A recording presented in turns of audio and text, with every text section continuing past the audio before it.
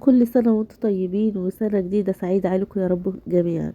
مش معقولة بقى يبقى في سنة جديدة وفي عيد ميلادي ومش هنعمل تورتاية، حاجة كده على قد ما اسهم، ويا رب تكون نالت اعجابكم.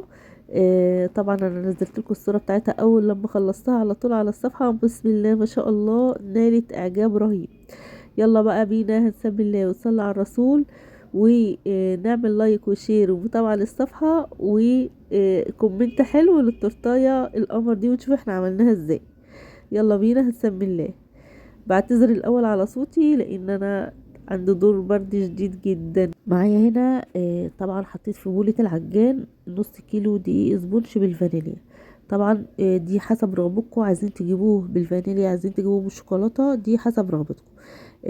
نص كيلو دقيق هنضيف عليه 6 بيضات لو البيض معايا بلدي او صغير. لو هو بيض عادي من الكبير ده هنحط عليه 5 بيضات، تمام، عشان بس نبقى عارفين المكونات وما نتوش مع بعض في اي حته. ومهم جدا ان احنا نحط البيض واحده بواحده كده، عشان ايه لو في واحده فيهم بايظه ما تبوظش بقيه المكونات. ضفت عليهم هنا كيسين من الفانيليا، وبنفس الكوبايه اللي كنت بحط بيها حطيت نص كوبايه من الميه، ميه عاديه جدا من الحنفيه، نص كوبايه ميه.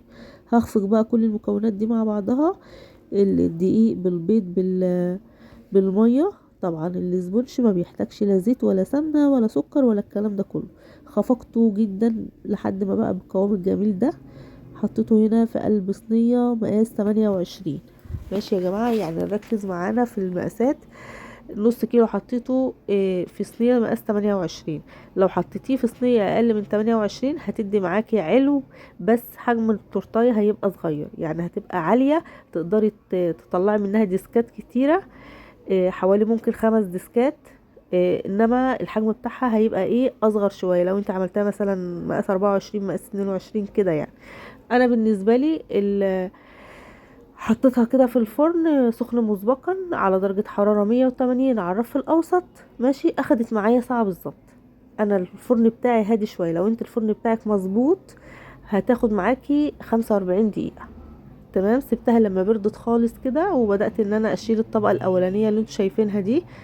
زي ما انتوا شايفين كده مهم جدا ان احنا نشيلها لان مبقاش لها لازمه. هنبدا بقى ان احنا ايه نقطع التورتايه او الاسبونشه بالمنشار بتاع التورت بالشكل ده. لو انت ما عندكيش منشار تقدري تقطعيها بالسكينه عادي جدا، بتبقى سهله جدا في التقطيع. انا بالنسبه لي قطعتها لقسمين، والقسم الثالث لقيته رقيق قوي، هو كان ينفع ان انا احطه بس يعني ايه عشان التورتايه تيجي معايا مظبوطه قوي. جبت كمان ربع كيلو دقيق اسبونج عملتها دور بنفس المكونات اللي احنا عملناها، بس الربع كيلو دقيق اسبونج اللي انا حطيته حطيت عليه 3 بيضات. تمام. وكمان عايزين نحط محسن كيك، مفيش مشكلة، اللي هو الجل ده مفيش مشكلة، بيحسن معانا الكيكة، بيخليها جميلة برضو، بيخليها مرتفعة وهش. تمام.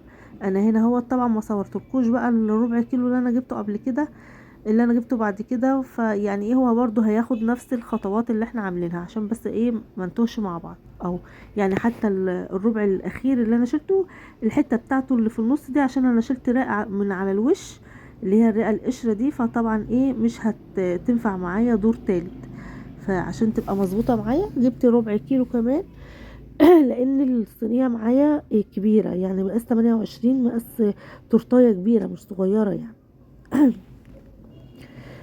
طبعا انا بيتها لتاني يوم في التلاجة، غلفتها بالاسترتش كده زي ما انتوا شفتوه، وبدأت بقى ان انا اجهز الكريم شانتيه. حطيت كده في قلب البولة بتاعة العجان كوبايتين من المية المثلجة، وعليهم كمان نص كوباية من السكر. بعتذر جدا يا جماعة على صوتي لان فعلا انا الدور عندي جيت شوية.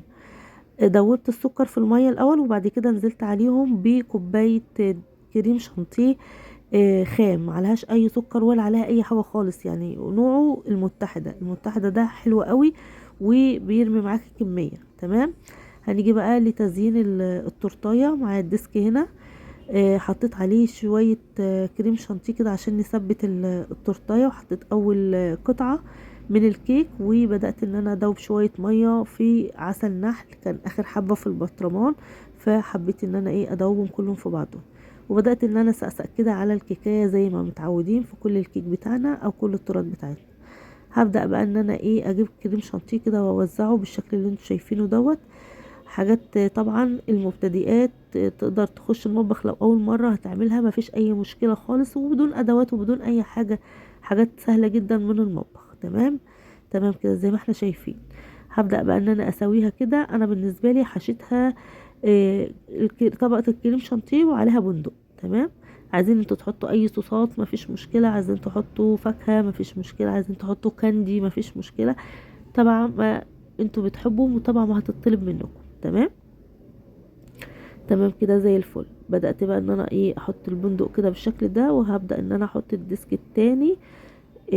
ده تاني واحد اهوت، وهمشي بكل الخطوات اللي مشيت بيها قبل كده. حطيت الديسك، هحط بقى هسقسق كده بالمية بالعسل زي ما احنا شايفين. لو وصلنا لحد هنا بقى ما ننساش تقولولي بتتابعوا الفيديو من اي بلد، بيساعدني جدا تعليقاتكم وكومنتاتكم، يا احلى واجمل اخوات في الدنيا.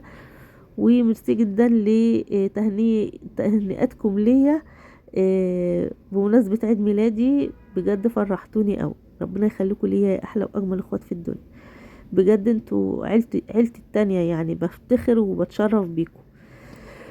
رشة البندق كده زي ما انتوا شايفين، وحطيت الطبقة التالتة.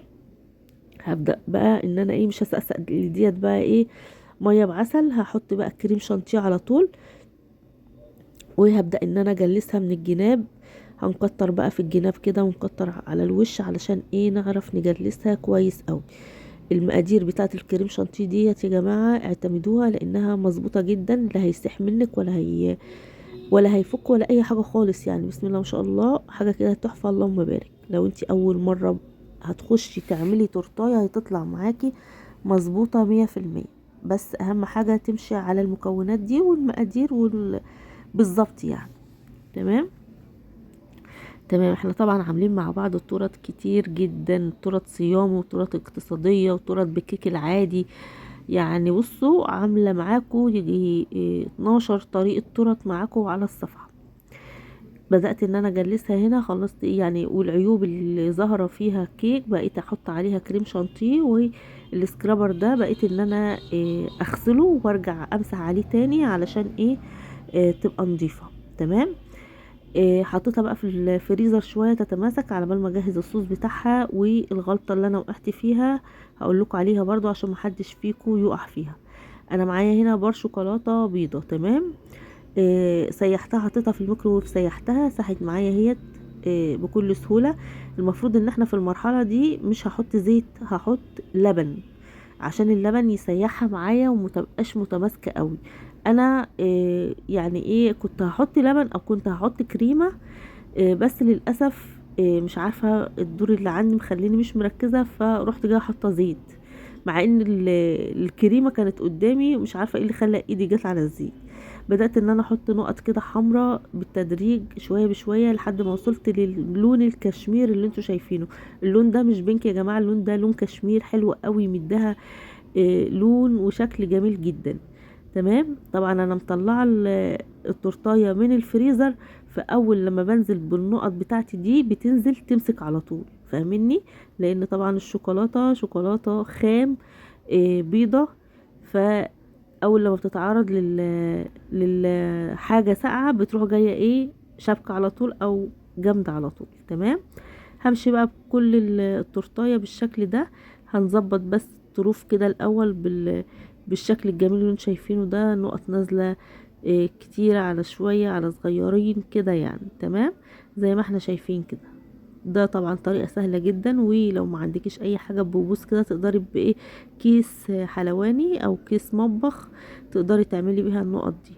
بس للامانه عشان ابقى امينه معاكم، بلاش تحطوا زيت على الشوكولاته، وحطوا يا شوية لبن يا شوية كريمة خفق. كريمة خفق اللي هي كريمة طهي. تمام، اللي هي كريمة الحلويات او الكريمة بتاعت اللي بنحطها على البشاميل، اي حاجة يعني. بس المهم مش هيكون فيها بقى لا ملح ولا كلام من ده، يعني تكون سادة.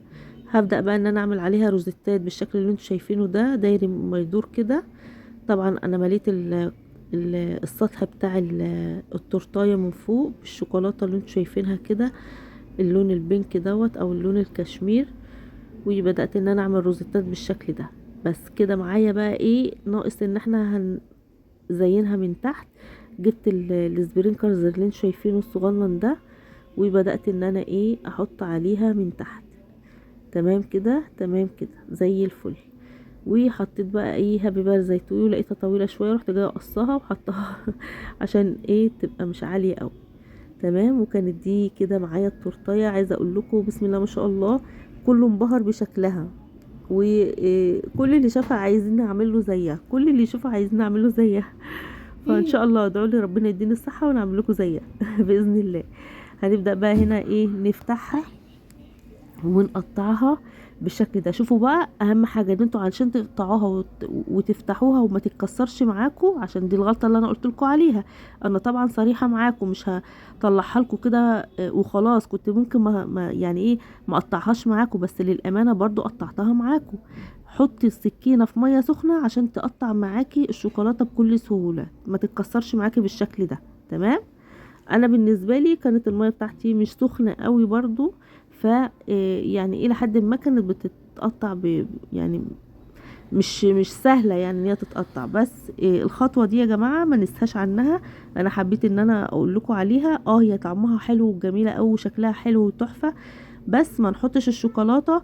لو احنا هنحط الشوكولاته دي تبقى نوتيلا بيضه، لو هتحطوا عليها زيت تبقى نوتيلا بيضه، ما تبقاش شوكولاته من اللي انا مستخدماها دي. تمام. ما تبقاش بارات شوكولاته او شوكولاته خام بيضه. تمام. انا بقول لكم بس على التركات دي عشان بس ايه ما حدش يدعي عليا، لان الحاجه متكلفه والحاجه بتبقى مش بالساهل. ولو حد هيعملها ويبيعها برضو ما حدش ايه ينتقده او حد يقول له على حاجه. تمام. هي مره انا غلطت فيها، بعد كده لا مش هغلط فيها لان انا جربتها وعرفتها. تمام. دي كان شكلها من جوه طبقات بسم الله ما شاء الله، حاجه كده تحفه اللهم بارك. وطعمها حلو قوي والله العظيم، طعمها تحفه يا جماعه، وان شاء الله جربوها والخطوات بتاعتي دي، وان شاء الله تنجح معاكم 1000000%، ما عدا خطوه الشوكولاته